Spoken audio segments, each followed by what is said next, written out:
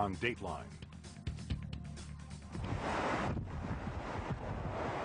Hurricane Andrew is coming ashore, and the question for TV weatherman Brian Norcross in South Florida is, where will it hit the hardest? Where's the eye of the storm? Because the way the wind flows in a hurricane is the wind comes in a spiral and spirals into the center, and it all meets at the center. So the center has so much more energy. So if you are where the eye is coming ashore, you're about to have a really bad day. You're right in the middle of it. The eye. The eye is the question. That's correct. Where's the eye going in? Wherever that might be, it was going to hit in the middle of the night, sometime around 4 a.m. That Sunday evening, Norcross gave viewers a deadline to find a safe spot to ride out the coming storm. Everybody needs to be where they're going to be at midnight tonight. While most of South Florida is finding a place to hide from Andrew, then WTVJ reporter Kerry Sanders and cameraman Steve Snyder are out hurricane hunting. We were trying to do something that you rarely see, and that is the hurricane coming ashore. Here are the effects of Andrew as he begins to arrive here on Miami Beach. You can see the palms blowing, and then over here, you can see the sand. It's almost like a blizzard, a snowstorm of sand. There were trees coming down, there were limbs all over the place, there was just debris everywhere. And it wasn't just static, it wasn't just sitting in the road, it was moving every second, it was flying around it. Careful, careful. Damn it, Kerry, you're gonna get us killed here. Maybe end us up in here or worse than what we thought. As I was driving down the road, at the last moment, before we decided to park and ride it out, this interstate sign came down. Holy! We gotta get out of here, we gotta get out. Okay. And we both said, Car. My head's right up here on the seat. This is the reason I'm sort of sideways. We're underneath Metro Rail. The winds are gusting outside our car up to 165 miles per hour. As bad as it felt, the newsmen were at a distance, about 10 miles north of the eye in the outer bands of the storm. Andrew was an extremely small hurricane physically, extraordinarily intense, very much like a strong tornado over about a 25-mile to 30-mile swath. By Sunday night, Norcross and the National Hurricane Center knew that Andrew had been pushed south by a high-pressure system. The latest coordinates were frightening. South Miami was in the crosshairs, taking aim at, among hundreds of thousands of others, Ron McGill, his animals at the Metro Zoo, and his young family. My wife was pregnant, 8.5 months pregnant with our first child. So it was a very testing time for us, very scary time. The communities of Coral Gables, Kendall, Cutler Ridge, Homestead, and Florida City were also in Andrew's sights. And so was a tract development called Mediterranean 2, home to Joe and Tanya Fagan. This big monster was hitting straight to us. Tanya huddled in a closet while Joe roamed the house, checking on the damage and videotaping. He saw transformers explode and the power go out. Norcross had called it. Andrew was making landfall almost exactly at 4 a.m. We officially lost power all over the place. In the path of the eye, how to get ready.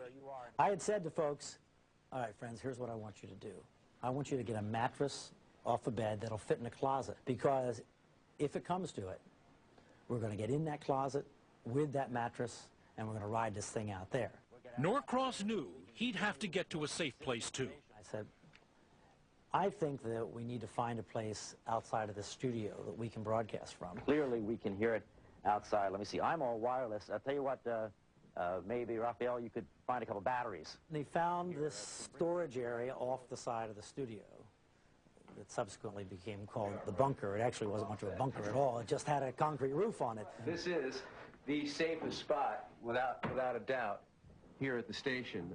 Norcross had arranged to be simulcast on radio in case the TV station was knocked off the air. We had made a deal. By 4 a.m., Andrew's sustained winds are 165 miles an hour, and it's gusting as high as 180. It is now a Category 5 hurricane, only the third Category 5 in U.S. history. But the Hurricane Center doesn't know it yet, because the wind has blown its 1-ton radar dish right off the roof. The broadcast towers of the other TV stations and many of the radio stations had been blown down as well. Electrical power was long gone. As the eye of Hurricane Andrew came ashore, people huddled in bathrooms or closets with their battery-powered radios. and Ryan Norcross became a lifeline for South Florida, the voice in the darkness. The eye, the northern end of Elliott Key and Sands Key, is in almost the center of the eye of the storm. If you have someplace not think that you are in any way safe, if you have not hunkered down, this is the time to do it. Joe and Tanya were trying to do just that. Time to get to the safe room. That didn't sound good, did it? Door bending. They're trying to hold the door back because it looks like it's like all going to cave in. As many people as you can get on that door, you need to do that because you are going to experience this intense storm for a good while longer. Well, how long? We have a long time to go. Oh, okay? yeah. We have hours to go here before this is over. I was thinking that I was going to die. That any... Heard that was it. The never-to-be-forgotten Eye of Andrew had pummeled Miami's south suburbs for 2.5 hours, hours that felt like days. Each survivor finally got up enough courage to crawl out and look. I opened up the bathroom door and just saw total devastation. It was just, I was in total shock. This is our living room. It was sunrise Monday morning, and the scene at the Fagans was being played out in thousands of devastated homes all across Miami's southern suburbs. What no one knew yet was that just a few miles south, it was even worse. It was like the far side of the moon. It was unbelievable. Things gone, an airbase taken out, entire towns flattened. This is incredible. Look at that. Oh, my God. What Andrew left behind as the... Hurricane Andrew had blown through South Florida in the middle of the night at 165 miles per hour. At dawn, people crawled out to take a sickening look around. Tell me about it. It's total fear. It's total fear. You could ask my wife. I was crying. Kids were saying, Mommy, what happened? Why is God doing this to us? I thought we were going to die. I started saying prayers. At Joe and Tanya Fagans, sections of the roof were gone, doors and windows blown out, walls caved in. We lost the entire house. Cars were on a pile on top of each other. It's like I never... South Florida. But early that morning, very few people understood the magnitude of the catastrophe. The nation's attention was focused on the fate of Miami's Gold Coast, and it had only been brushed by Andrew as the hurricane freight trained south. And the line on the network was Miami has dodged a bullet. Not so bad. Not so bad. And he worried no one had heard yet from the many communities farther south of that, where the Eye of Andrew had come ashore. There was a reason no one had heard anything. Andrew had effectively plunged South Florida into the dark ages. Most areas had no power, the phones were down, and the roads were impassable. The southern tip of Florida had been cut off from the world. The rain and wind subsided enough to get the news helicopters airborne.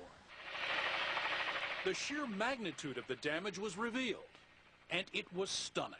This is incredible. It has just flattened this area. This can only be described as total devastation. This building has just been blown flat. Look at that. Oh, my God. Do you know what that building was? It's hard to say. It looks like maybe some type of warehouse structure.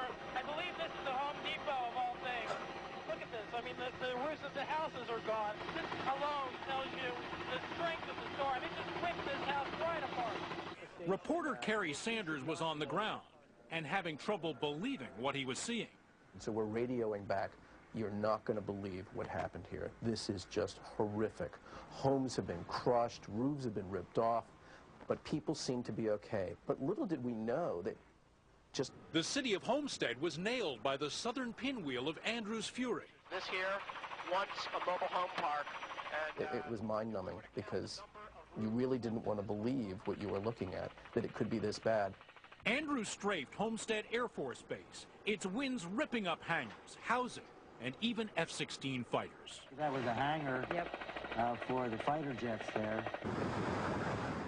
Andrew pushed in off the Atlantic, swamped homes all along the coast. The water came, hit the front, smashed the garage door down, swept the cars out the back, and look at the debris out the back of these units. It's just unbelievable. They weren't supposed to be. Look at this, the boat in the pool. Ooh, well, there's a classic shot. Zookeeper Ron